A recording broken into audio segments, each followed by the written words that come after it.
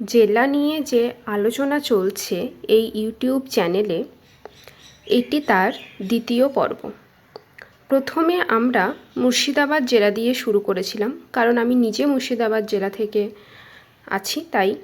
এবং তারপরে আমার মনে হলো যে গুরুত্বপূর্ণ হিসেবে আমাদের রাজধানীকে নিয়ে আমাদের আলোচনা করা উচিত। তাই আজকে আমাদের আলোচ্য বিষয় হলো কলকাতাকে নিয়ে। যে শহরকে বলা হয় সিটি অফ জয়, যে শহরের প্রতিটি রাস্তা, প্রতিটি স্থাপত্য আর প্রতিটি গলিতে লুকিয়ে আছে ইতিহাসের অসংখ্য অধ্যায়। সেই কলকাতার ইতিহাস, ঐতিহ্য, সংস্কৃতি নিয়ে আজকের এই বিশেষ পর্বে আপনাদের সবাইকে স্বাগত। চলুন জেনে নেওয়া যাক কিভাবে একটি ছোট্ট বাণিজ্য কেন্দ্র ধীরে ধীরে ব্রিটিশ ভারতের রাজধানী হয়ে উঠল এবং আজও কেন কলকাতা ভারতের সাংস্কৃতিক রাজধানী হিসেবে পরিচিত। এই ভিডিওতে আমরা জানব কলকাতার প্রতিষ্ঠার ইতিহাস, ঔপনিবেশিক যুগের গুরুত্বপূর্ণ ঘটনা, ঐতিহ্যবাহী স্থাপত্য, সাহিত্য, সংস্কৃতি, উৎসব এবং আধুনিক কলকাতার বিশেষ পরিচয়। তাই ভিডিওটি শেষ পর্যন্ত অবশ্যই দেখবেন। জন্মের গল্প। 1690 সালের 24শে আগস্ট ইংরেজ বণিক জব চার্নক হুগলি নদীর তীরে পা রাখলেন। তার চোখে শুধু তখন ব্যবসার স্বপ্ন, কিন্তু ভাগ্য লিখে রেখেছিল অন্য কথা। জব চার্নক আসছেন ব্যবসা বাণিজ্য করার ক্ষেত্রে। ওনারা ভেবেছিলেন কলকাতায় নদীর ধার আছে, আমাদের জাহাজ নিয়ে ওঠানামা করাটা বেশি সুবিধা হবে, তাই এখানে ব্যবসা বাণিজ্যের জন্য একটা উপযুক্ত জায়গা তিনি খুঁজছিলেন।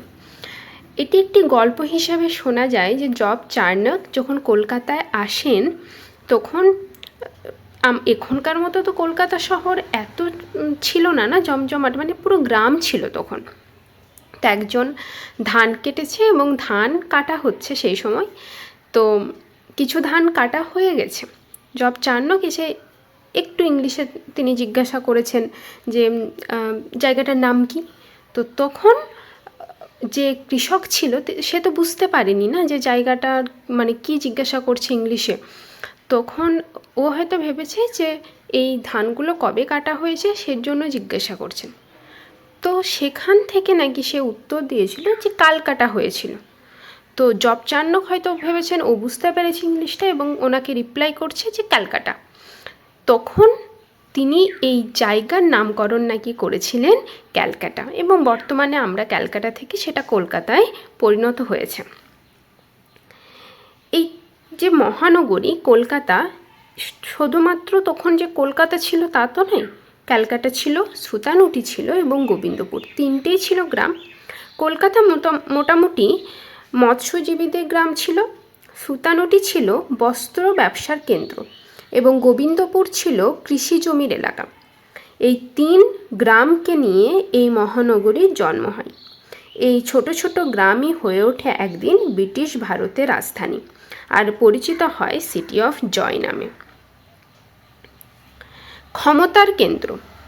1717 মুঘল ফরমান জারি করছেন কে না, সম্রাট ফারুকশিয়ার।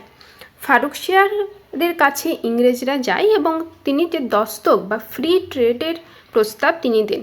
কিন্তু এই যে দস্তকের ব্যবহার তিনি করতে দিয়েছিলেন এটি শুধুমাত্র ইস্ট ইন্ডিয়া কোম্পানির জন্য, কিন্তু ব্যক্তিগতভাবে নয়।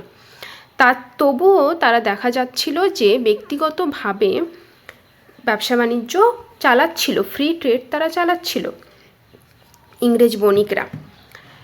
এরপরে পলাশির যুদ্ধ হয় 1757-তে, সিরাজউদ্দৌলা বনাম ইংরেজ ইস্ট ইন্ডিয়া কোম্পানি, এবং সেখানে ইতিহাসের মোড় পুরো ঘুরে যায়। সিরাজউদ্দৌলা যুদ্ধে হেরে যাচ্ছেন এবং ইংরেজদের হাতে একটা পাওয়ার আসছে।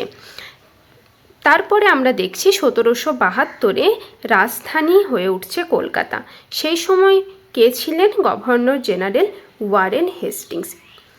1857-তে সিপাহী বিদ্রোহ হয়। সিপাহী বিদ্রোহ কলকাতায় একটা বড় আকার ধারণ করেছিল, কারণ কলকাতার কাছাকাছি যে ব্যারাকপুর ছাউনি ছিল, সে ব্যারাকপুর ছাউনির 34 নম্বর রেজিমেন্টে আমরা দেখেছি যে মঙ্গল পাণ্ডে প্রথম ইংরেজদের যে এনফিল্ড রাইফেলের ব্যবহার সেটিকে অস্বীকার করেছিলেন, তিনি সেটা ব্যবহার করতে চাননি, এবং সিপাহী বিদ্রোহের সূচনা হয় মঙ্গল পাণ্ডের ফাঁসির দ্বারা, তাই তো?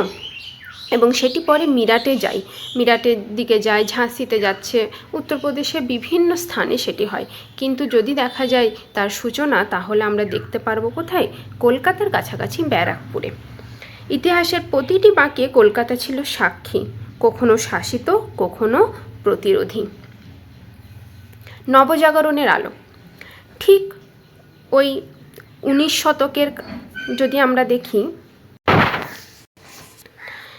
বাংলার রেনেসাঁ যখন কলকাতা ভাবতে শিখল, 1889 রাজা রামমোহন রায় সতীদাহ রদ করছেন। বাংলায় সেই সময় এমন একটি পরিস্থিতি, একদিকে সতীদাহ হচ্ছে, নারী শিক্ষা কোনো নেই, নারীদের কোনো রকমের অবস্থার উন্নতি নেই, ইংরেজদের দ্বারা তারা শাসিত হচ্ছে, ব্যবসা বাণিজ্য অবনতি হচ্ছে, কৃষকরা দুর্দশায় ভুগছে। এরকম পরিস্থিতিতে নবজাগরণের আলো নিয়ে আসে কলকাতা। রাজা রামমোহন রায় সতীদাহ প্রথা রদ করছেন 1829-এ লর্ড উইলিয়াম বেন্টিংয়ের দ্বারা। ঈশ্বরচন্দ্র বিদ্যাসাগর তিনি বিধবা বিবাহ আইন জারি করছেন 1856-তে, এবং নারী শিক্ষার প্রসারে তার অবদান কতটা আছে আমরা অবশ্যই সেটি জানি। এরপরে আমরা দেখব একটি তরুণ শিক্ষক হেনরি লুই ভিভিয়ান ডিরোজিওর কথা। ডিরোজিওর নব্যবঙ্গ আন্দোলন বা ইয়ং বেঙ্গল যেটিকে বলা হচ্ছে, সেটি তিনি শুরু করেন। তার বিভিন্ন অনুগামীদের নিয়ে এই আন্দোলন শুরু হয়, এবং আন্দোলন শুরু হওয়ার মেন কারণই ছিল কিন্তু কুসংস্কার এবং অন্ধকারচ্ছন্ন যে পরিবেশ কলকাতায়, সেখান থেকে মুক্তি ঘটানো। এছাড়া ইংরেজদের বিরোধিতাও করেছিলেন, এবং নারী শিক্ষার ক্ষেত্রেও তার কিন্তু অবদান রয়েছে। মাইকেল মধুসূদন দত্ত বাংলা সনেট এবং আধুনিক নাটকে তিনি জনপ্রিয় হয়ে ওঠেন। রবীন্দ্রনাথ ঠাকুর তার কলমে দেশের প্রতি যে প্রেম, সেটি আমরা দেখতে পাই। নোবেল জয়ী হন গীতাঞ্জলি লিখে 1913-তে, এবং এই নোবেল তিনি তার যে নাইট উপাধি সেটি ত্যাগও করে দিয়েছিলেন দেশের প্রতি ভালোবাসা দেখিয়েই জালিয়ানওয়ালাবাগের হত্যাকাণ্ডের ফলে। স্বামী বিবেকানন্দ তার বেদান্ত দর্শন এবং আধ্যাত্মিক জাগরণ আমরা দেখতে পাই, এবং আজও তার সাক্ষী কোথায়? বেলুড় মঠ। কলকাতায় প্রথম ভারতীয় শহর যেখানে চিন্তার বিপ্লব শুরু হয়েছিল, সেই আলো আজও জ্বলছে। পাথরে লেখা ইতিহাস। কলকাতায় অনেক মনুমেন্ট আছে, অনেক স্থাপত্য ভাস্কর্য, যেখান থেকে আজও আমরা ইতিহাসকে অনুভব করতে পারি। কলকাতায় অলিতে গলিতে ইতিহাস যেটা আমরা বলে থাকি, তার প্রমাণ কিন্তু এই পাথরের স্থাপত্যগুলো, ভাস্কর্যগুলো। 1921-এ ভিক্টোরিয়া মেমোরিয়াল স্থাপত্য হয়। মুঘল ব্রিটিশ স্থাপত্যের এটি একটি অনুকরণ। সাদা মার্কানা মার্বেলের অপূর্ব সৌধ রানী ভিক্টোরিয়ার স্মৃতিতে নির্মিত। 1943-এ হাওড়া ব্রিজ। আমরা জানি যে হাওড়া ব্রিজে কোনো বোল্ট নেই, সেটা নদী সেতুর ওপর এমনি দাঁড়িয়ে আছে। এটা একটা আশ্চর্যজনক স্থাপত্য। 1835 মার্বেল প্যালেস, ইতালীয় বাংলা শৈলী। ঠাকুর রাজা রাজেন্দ্র মল্লিকের বাড়ি, ইউরোপীয় ভাস্কর্য, বিরল চিত্রকলা। 1855 দক্ষিণেশ্বরের কালী মন্দির, বাংলা মন্দির স্থাপত্য, নবরত্ন শৈলীতে নির্মিত মা ভবতারিণীর মন্দির। 1847-এ Saint Paul's Cathedral, Indo Gothic শৈলী, ভারতের প্রথম গির্জা, ইন্দো গথিক স্থাপত্যের অনবদ্য নিদর্শন, 58 মিটার এর উচ্চতা। সংস্কৃতির দিক থেকেই এবার কোথায় পিছিয়ে আমাদের রাজধানী, যেখানে শিল্প, সাহিত্য ও সুর একসাথে শ্বাস নেই। সংস্কৃতিতেও কিন্তু ভীষণ সমৃদ্ধি লাভ করেছে। দুর্গাপুজো ইউনেস্কো থেকে তাকে স্বীকৃতি দেওয়া হয়েছে। সাহিত্য এবং সিনেমাতেও অনবদ্য ফল আছে। রবীন্দ্রনাথ গীতাঞ্জলির জন্য নোবেল পুরস্কার পেয়েছিলেন। সত্যজিৎ রায় অস্কারে সম্মানিত হন। বাংলা সাহিত্যের প্রাণকেন্দ্র কলকাতা বইমেলা বিশ্বের বৃহত্তম। সঙ্গীত ও নৃত্য রবীন্দ্রসঙ্গীতের উৎসভূমি, বাউল সঙ্গীতের ঐতিহ্য, কথাকলি, মণিপুরী নৃত্য, আধুনিক বাংলা ব্যান্ড প্রভৃতি আমরা এখানে দেখতে পাই। খাবারের দিক থেকেও কিন্তু কলকাতা ঐতিহ্যে একদম ভরা, এমন কোনো দিক নেই যে সে এখানে পিছিয়ে আছে। রসগোল্লা আদি বাসভূমি এখানে। কবিরাজি, কাটলেট, ফুচকা, চায়ের শহর, চায়ের আড্ডা, চাইনিজ, বাঙালি সমস্ত ধরনের ফিউশন, আমরা মোগলাই সমস্ত ফিউশন এখানে আমরা দেখতে পাই। বিপ্লবের আঁতুড়ঘর। স্বাধীনতার আগুন জ্বলেছিল এই মাটি থেকেই। সুভাষচন্দ্র বসু, নেতাজির মতো নেতা, আজাদিন ফৌজের প্রতিষ্ঠাতা এবং তার যে উক্তি, তোমরা আমাকে রক্ত দাও, আমি তোমাকে স্বাধীনতা দেব, আজও অক্ষরে অক্ষরে পালন করা হয়। বাঘা যতীন বিপ্লবী, যুগান্তর দলের প্রাণপুরুষ, ব্রিটিশ সাম্রাজ্যের ভিত কাঁপিয়ে দিয়েছিলেন। বিনয় বাদল দীনেশ, তিন বীর রাইটার্স বিল্ডিং আক্রমণ করে জাতীয়তার আগুন জ্বেলে দিলেন। বঙ্গভঙ্গ আন্দোলন 1905, লর্ড কার্জনের বঙ্গভঙ্গের সিদ্ধান্ত বাংলাকে বিভক্ত করা ষড়যন্ত্র। লর্ড কার্জন হিন্দু মুসলিম ঐক্যটাকে মেটানোর ক্ষেত্রে তিনি এই বঙ্গভঙ্গের সিদ্ধান্ত নিয়েছিলেন। রবীন্দ্রনাথের নেতৃত্বে সেই সময় রাখি বন্ধন উৎসব পালন করা হয় হিন্দু মুসলিম ভ্রাতৃত্বের প্রতীক হিসাবে। স্বদেশী আন্দোলন, বিদেশি পণ্য বর্জন শুরু হলো বাংলা থেকেই। 1911 সালে আবার বঙ্গভঙ্গ রদ হয় এবং বাংলা আবার এক হয়ে যায়। আজকের কলকাতা যদি আমরা দেখি তাহলে ইতিহাসের বুকে এক স্বপ্নের শহর।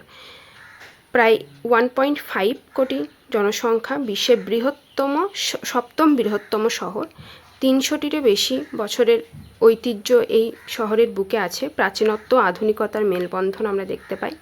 40,000-এরও বেশি দুর্গাপুজো এখানে হয়েছে এবং ইউনেস্কোর স্বীকৃতি উৎসব হিসাবে স্বীকৃতি দান করেছে ইউনেস্কো।